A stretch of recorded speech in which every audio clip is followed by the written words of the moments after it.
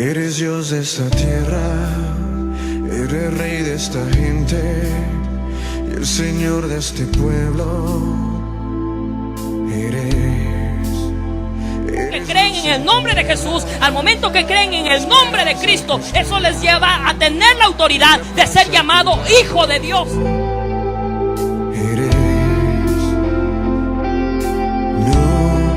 hay nadie como nuestro Dios. Dios les bendiga, mis hermanos, los saludo con la paz del Señor. Tomemos asiento.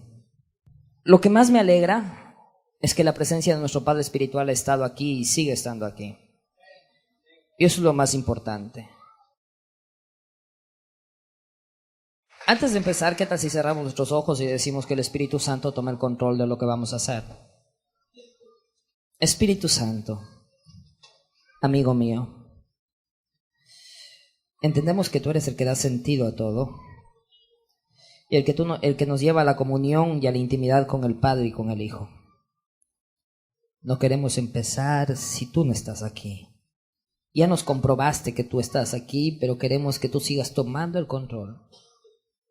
Padre, Espíritu Santo, porque tú eres el que nos lleva a la intimidad y al único que damos gloria y honra es a nuestro Padre Celestial. Y gracias, Espíritu Santo, porque sabemos que tú tienes el control esta mañana. Gracias, Padre, Hijo y Espíritu Santo de Dios. Amén y amén. ¿Qué tal si hacemos algo que nos caracteriza como iglesia? Y vamos a decirle gloria a Dios 3 veces y con fuerza. Amén. 1, y al último lo decimos con toda nuestra fuerza, que todo el barrio sepa que aquí hay un pueblo que alaba a un Dios real y verdadero. Amén. 1, 2 y 3. Gloria a Dios. Gloria a Dios. Gloria a Dios. Gracias, Jesús. Hoy estamos celebrando el Día de los Padres y como es normal esperamos una palabra ante esta situación. Mientras estaba pensando en una palabra, me acordé de una historia que me impactó mucho, que sucedió en Estados Unidos, y me impactó porque es una realidad que la estamos viviendo cada día en estos tiempos. Ya no es algo que lo viven los países desarrollados, sino es algo que también lo vivimos nosotros como países latinoamericanos. Es que cada vez esta realidad se nos hace presente y se nos hace latente en nosotros. Y habla la historia de una maestra de 6º grado en una ciudad pudiente de California. Estaba sorprendida con los resultados de una tarea de composición creativa que había dado a sus alumnos. Ella quería ver la creatividad de sus alumnos y quería ver qué tiene sus alumnos en su corazón. Y les había puesto que compongan una oración con la siguiente palabra: quisiera, yo quisiera. Y de ahí ellos desarrollaban cualquier oración. Y entonces empezaba la frase de la siguiente manera: yo quisiera.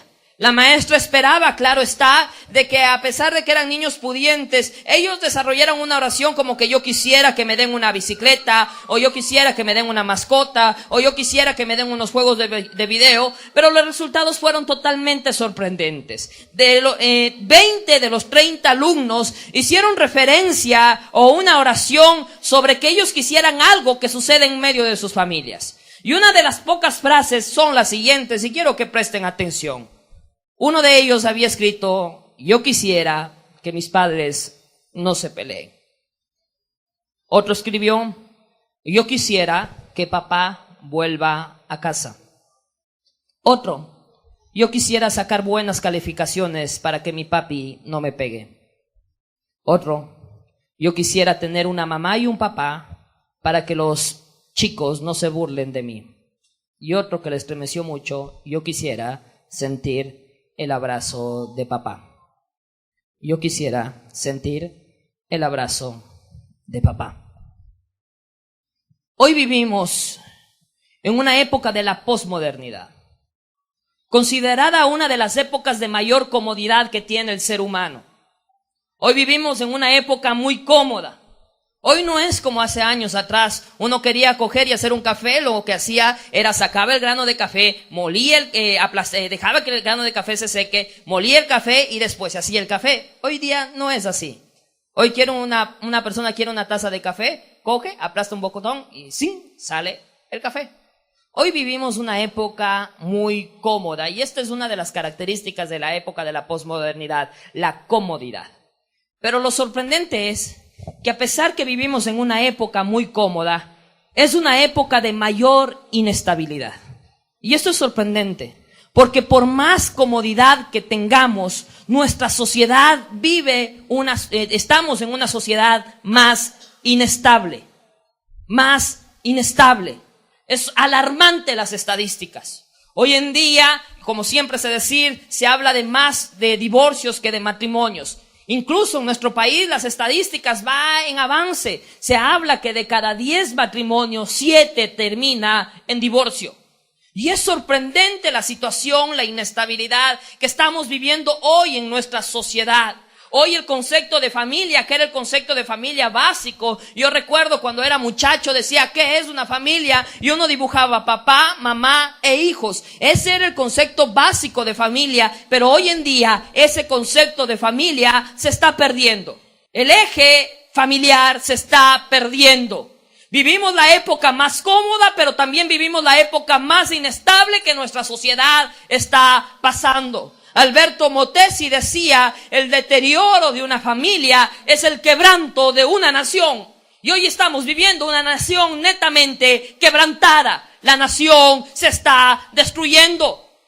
Hace años atrás escuché al presidente, no soy una persona muy aficionada al presidente, pero escuché algo que me sorprendió. Y él decía algo, hemos buscado el buen vivir de la gente, pero nos hemos sorprendido que mientras más buscamos el buen vivir, más crisis está habiendo en nuestra sociedad. Y él dijo algo que me llamó la atención, es necesario, él decía, que volvamos de nuevo a las familias. Y cuando uno escucha esa frase dice, bueno, tiene razón. ¿Sabe cuál es el problema? Es que cuando hay una crisis, el hombre para resolver a la crisis, ¿dónde quiere volver? Al hombre. Pero no nos damos cuenta que cuando hay una crisis, el hombre no debe volver al hombre, sino que el hombre tiene que volver a Dios. Si queremos solucionar una crisis, no podemos empezar con el hombre, tenemos que empezar con Dios. Es necesario no que el hombre vuelva al hombre, sino más bien que el hombre vuelva a Dios. Queremos familias estables, es necesario que el hombre tenga que empezar con Dios. Queremos ser buenos padres, es necesario que empecemos a conocer a Dios en su esencia como nuestro Padre Celestial. Es necesario que en esta ciudad una generación en Santo Domingo se levante para extender un grito, no para decir Dios provéeme o prospérame, sino para decir Dios, tú eres mi Padre y como eres mi Padre yo te digo gracias papá. Ese voz tenemos que levantar. Y ese es el tema que quiero hablar, mis hermanos, esta mañana. Gracias, papá. Un grito de esperanza y un grito de confianza. Un grito que nos invita a conocer a Dios en su esencia. Un grito que nos lleva a entender a Dios, cómo es Él en realidad en nuestras vidas. Un grito que nos lleva a entender que Dios es nuestro Padre. Gracias, papá. Y ese es el tema que quiero dar esta mañana con ustedes. Gracias, papá. ¿Qué tal si todos decimos gracias?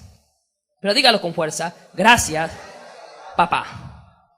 Y quiero que abramos nuestras Biblias en el Evangelio de Lucas, capítulo 11, versículo 1 al 2. Aconteció que Jesús estaba orando en un lugar, y cuando terminó uno de sus discípulos le dijo, Señor, enséñanos a orar, como también Juan enseñó a sus discípulos. Y les dijo, cuando oréis, decid, Padre nuestro que estás en los cielos. No sé si tiene la pechita alguien aquí. ¿Tiene? Quiero que le lea el versículo 2 en la pechita y quiero que le lea el versículo 2 en la lenguaje actual. ¿Alguien tiene la lenguaje actual? Hermana, ¿quién tiene? Hermana Nori. Deme lectura en lenguaje actual y después le leemos en la pechita. El versículo 2 sobre todo. ¿Ya? ¿Qué dice la pechita, el versículo 2? Tanto la pechita y la lenguaje actual marcan una situación. Cuando oren, sobre todo me gusta lo que dice el lenguaje actual, todos ustedes deben decir a Dios, ¿cómo? ¿Cómo deben decir a Dios? Cuando oren, todos deben llamarle a Dios, ¿cómo? Y esto es sorprendente. Era costumbre en aquel entonces que los maestros de la época enseñaran a orar a sus discípulos. No es sorprendente que uno de los discípulos de Jesús le diga: maestro, enséñanos a orar. Porque en cierta manera la oración marcaba la majestuosidad y el conocimiento del maestro acerca de Dios. El problema era que esas oraciones radicaban unas oraciones muy técnicas y muy impersonales. Cuando los maestros oraban decían: tú tienes que orar de la siguiente manera: Dios del universo, hacedor de maravillas. Y en cierta manera no estaba mal. El problema era que esas oraciones ponía a Dios allá y en cambio ponía al hombre acá. Eran oraciones que inconscientemente separaban más al hombre de Dios. Eran oraciones que hacía pensar al hombre que era imposible que se acercase a Dios.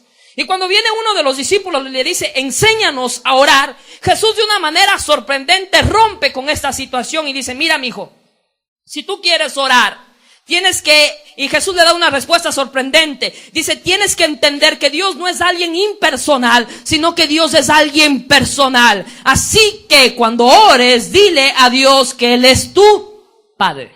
Ahora, en el griego es sorprendente porque la palabra padre es la palabra pater.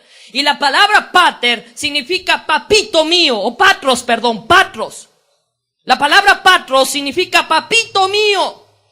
Y esto tiene que ver con un asunto de pertenencia, con un asunto donde el hombre debe entender que debe volver a Dios. Tiene mucho que ver que el hombre tiene que volver a Dios. Tiene un aspecto donde el hombre entienda que no puede manejar su vida si no empieza entendiendo que Dios tiene el control de su vida. Tiene que ver que el hombre tiene que aprender a darle gracias a Dios. Si queremos conocer a Dios en su esencia, debemos entender que Dios es nuestro Padre. Ahora la pregunta es: ¿por qué debemos darle gracias a Dios?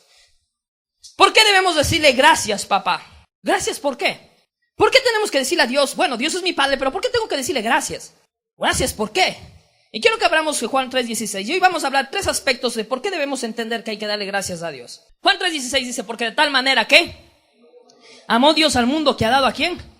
A su Hijo unigénito, para que todo aquel que en Él cree no se pierda, mas tenga vida eterna. Hay una palabra que caracteriza en este texto. ¿Qué?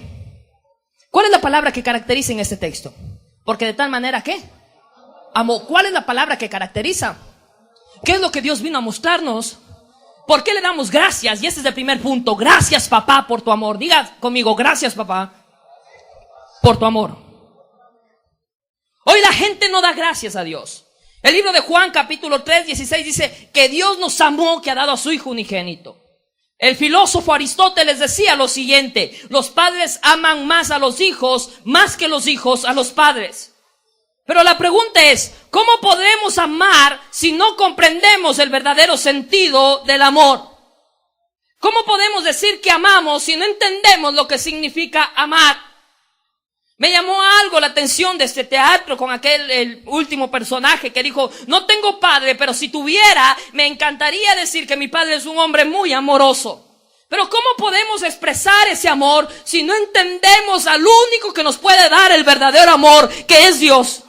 Decíamos en la en la charla de parejas, y yo les decía lo siguiente: nunca vas a dar lo que no tienes. No puedes dar un amor incondicional si no conoces ese amor incondicional. No puedes dar un amor incondicional si no tienes amor incondicional. El único que puede enseñarte ese amor incondicional es tu Padre espiritual. Si quieres entender lo que significa amar, empieza amando primero a Dios. Empieza diciéndole: gracias, papá, por tu amor.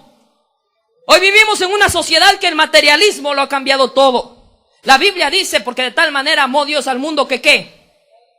Que ha dado a su Hijo. El amor se resume en la ¿qué? En dar. Pero hoy vivimos una sociedad muy material, que queremos resumir el amor no en dar nuestra vida, sino en dar lo material. Queremos que nuestro hijo se sienta bien, ¿y qué hacemos? Le compramos lo mejor que hay. Lo mejor que hay. Pero ¿cuántas veces sacrificamos tiempo para estar con ellos? ¿Cuántas veces sacrificamos nuestro espacio para caminar con ellos? Le compramos el carro el último que salió en la juguetería, pero muy pocas veces tenemos tiempo para pasar con ellos. Entendemos que el amor tal vez es dar lo material, cuando no nos damos cuenta que el amor no parte en dar lo material. El amor parte en darnos a nosotros mismos. El amor de padre entiende que yo estoy dispuesto a entregarme, a darme yo mismo por mi hijo, a dar mi tiempo, a dar mi espacio. Y eso no lo voy a comprender con lo que la sociedad me dice. Eso no lo voy a comprender lo que un filósofo me diga. Eso lo único que lo voy a comprender es a través de los pies de Cristo, porque Él me mostró el verdadero amor. Por eso decimos gracias, papá, por tu amor. No lo vamos a entender por lo que la gente diga. El amor se evidencia en la entrega, en el sacrificio, entregar nuestro tiempo, nuestra vida. El amor de Dios traspasa entendimiento. Dice la Biblia que entregó su propia vida. Gracias, papá, por tu amor. No entenderemos el verdadero amor si no volvemos al eje, a nuestro Padre. Déjenme decirles algo, la sociedad no se va a componer, y voy a decirlo ahí fuertemente y enfáticamente. La sociedad no se va a componer por modelos económicos. La sociedad no se va a componer por modelos políticos. La sociedad no se va a componer por ideologías socialistas o capitalistas. La sociedad se va a componer cuando la sociedad esté dispuesta a volver a Dios, porque con Dios todo se transforma. Con Dios las cosas empiezan de nuevo, no por pensamientos, no por ideologías. La sociedad tiene que volver a Dios. Tenemos que volver a Dios. Gracias, papá, ¿por qué? ¿Por qué? Por tu amor. Pero esto me encanta más. Isaías 63:16. Pero tú eres ¿qué? ¿Tú eres qué? Nuestro Padre. Si bien Abraham nos ignora e Israel no nos conoce, oh Jehová, eres nuestro Padre, nuestro Redentor perpetuo es tu nombre, pero tú eres nuestro Padre. Presta atención a lo que dice el profeta. Abraham me puede abandonar,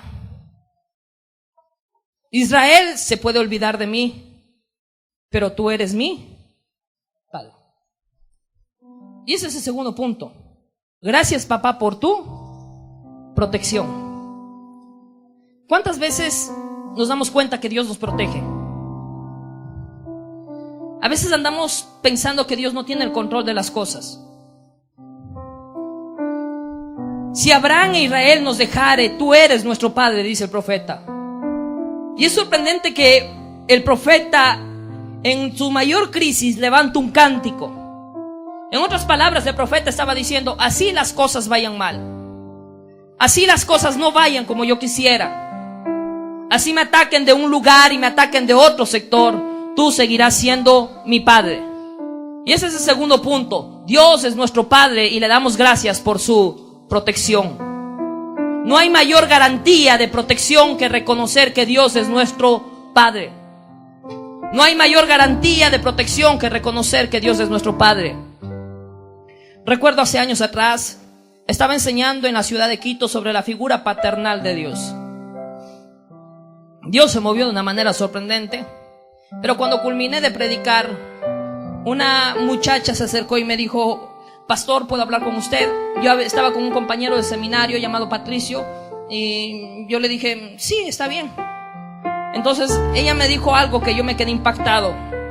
Y ella me dijo, ¿cómo puedo reconocer a Dios como mi Padre si yo no sé lo que significa tener un padre?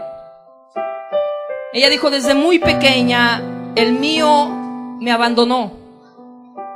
¿Cómo puedo reconocer que Dios es mi Padre si yo no sé lo que es tener un padre? Desde muy pequeña mi padre me abandonó. Sinceramente yo no sabía qué responder. No sabía darle una respuesta acertada a esta muchacha. Pero inmediatamente mi compañero habló y dijo lo siguiente: cuando yo nací, mi madre murió. A los 2 años mi padre me entregó en un orfanato. No llegué a conocerla, mi padre. En ese orfanato me maltrataban, me golpeaban. Nunca llegué a conocer el amor de un padre. A los 8 años me escapé de ese orfanato, dijo Patricio.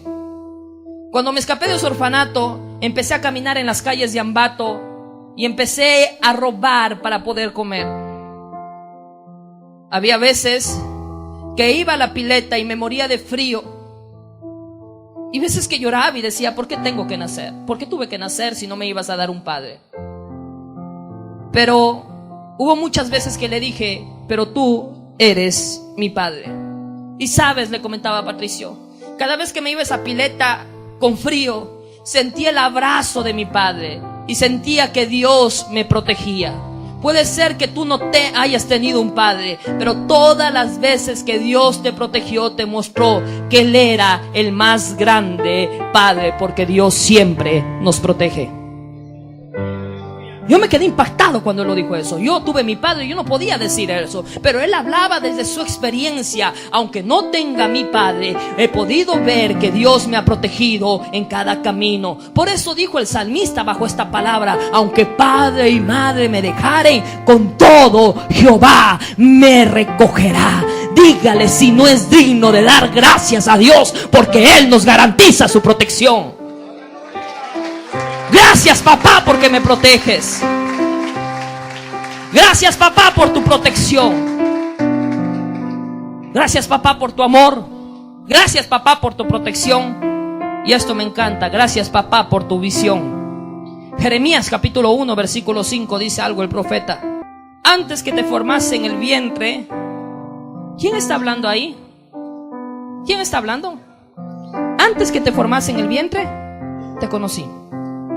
Y antes que nacieses, te santifiqué y te di por profeta a las naciones. Tercero, gracias, papá, por tu visión. El escritor Víctor Hugo dice: no hay malas hierbas ni malos hombres, sino malos cultivadores. No hay malas hierbas ni malos hombres, sino malos cultivadores. Vivimos en un sistema que nos condiciona. Vivimos en una sociedad que constantemente nos condiciona. El ambiente que venimos nos quiere condicionar. Yo no sé si han escuchado la famosa frase: dime de dónde vienes y te diré quién eres. O la famosa, la frase es: dime con quién andas y te diré quién eres. Pero hoy en día se ha cambiado esta frase y ha dicho: dime de dónde vienes y te diré quién eres. Siempre nos tratan de delimitar de la familia o de la situación donde nosotros vengamos para decirnos quiénes somos o qué somos. Viene de tal familia, esa familia no es tan buena. ¿Cuántas veces nosotros también hemos aconsejado a nuestros hijos de esa manera? Mira, mijito, si te vas a casar con ese muchacho, él no viene de una buena familia. Porque siempre tratamos de condicionar a la gente por donde viene, por donde él se crió, por donde él se formó. No son una buena familia. Siempre condicionamos a la gente de dónde viene, de dónde es. Pero algo que me encanta de Dios es que Dios no me condiciona de dónde vengo. Dios no me condiciona del sistema al que pertenezco. Estaba escuchando un pastor allá en Quito que era de Estados Unidos y él decía: yo siempre decía, los ecuatorianos son gente alegre, pero son gente muy melancólica. Y él decía, los ecuatorianos son así. Y él tenía esa perspectiva de los ecuatorianos, de dónde tú eres, del sistema donde tú te desarrollas. Yo te voy a decir quién eres en realidad. Y esta es la situación que vivimos, nuestro sistema, nuestra sociedad. La gente nos condiciona. ¿De dónde vienes? Yo te voy a decir qué tipo de gente eres. Pero algo que me encanta de Dios es que Dios nunca me condiciona del lugar que vengo. Dios nunca me condiciona de la familia que venga. Dios nunca me condiciona del sistema que vengo. Dios no dice: mira, yo te voy a... de la familia que tú eres, tú estás destinado para eso. Dios no hace eso, sino que Dios forma el futuro con el hombre. Dios le dijo al profeta Jeremías: desde el vientre de tu madre te conocí, desde el vientre de tu madre te formé. No hay familia que te condicione. Desde el vientre de tu madre yo te llamé a ser profeta para las naciones. La Biblia me habla y me enseña que Dios es experto en romper situaciones, que Dios es experto en romper condiciones. La Biblia dice que Dios cogió a un hombre tartamudo y lo convirtió en el más grande libertador, y ese hombre era Moisés. La Biblia me habla de un cobarde llamado Gedeón, pero que Dios le convirtió en un gran héroe. La Biblia me habla de un hombre llamado David, que era un simple pastor de ovejas, y Dios lo convirtió en el más grande rey de Israel. Es que Dios no me condiciona, es que Dios no me limita. Dios siempre mira más allá. Cuando la gente dice: tú no eres nadie, tú no vas a servir para nada, Dios dice: tú eres mi hijo y contigo haré cosas grandes. Dios siempre mira más allá. Dios siempre tiene una visión grande. Dios siempre tiene una visión sorprendente para nuestras vidas. Ese es Dios.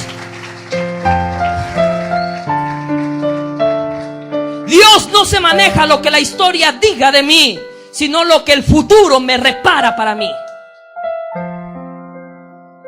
Dios no se maneja de la historia que diga para mí, sino de lo que el futuro me repara para mí. Pero para que entendamos eso, es necesario volver ¿a quién? A Dios.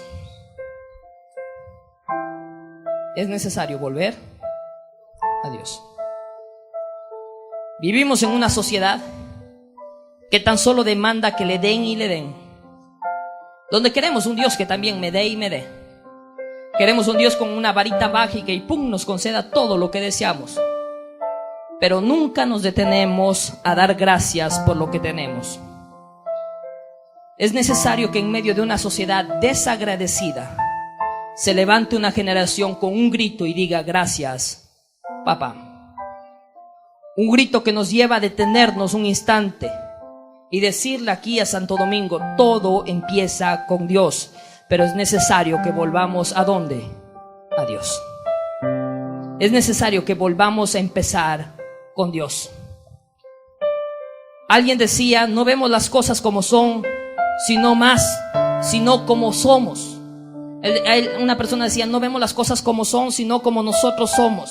Cada quien tiene una perspectiva de las cosas, y déjenme decirles algo: nosotros no somos nadie si no tenemos a Dios. No vemos las cosas como son, sino como somos, pero nosotros no somos nadie si no tenemos a Dios. La gente está preocupada y dice: uy, estamos en crisis económica, y todos están preocupados por eso. Pero el que tiene a Dios dice: puedo estar en crisis económica, pero yo tengo un Padre que me sustenta y que me cuida. Yo veo las cosas de una manera diferente porque empiezo ¿con quién? Con Dios, y termino ¿con quién? Con Dios. Por eso digo esta mañana: gracias, papá. Gracias, papá. ¿Qué tal si nos ponemos de pie? Y levantamos nuestras manos y decimos: gracias, papá. Gracias, papá, por tu protección. Gracias, papá, por tu amor. Gracias, papá, porque tú no miras y nos condicionas como la gente nos condiciona. Gracias, papá. Gracias, papá. Gracias, papá. Y vamos a elevar este cántico con todo nuestro corazón, creyéndolo. Decir: yo soy tu hijo. Soy tu hijo, Abba Padre, tú eres suficiente para mí.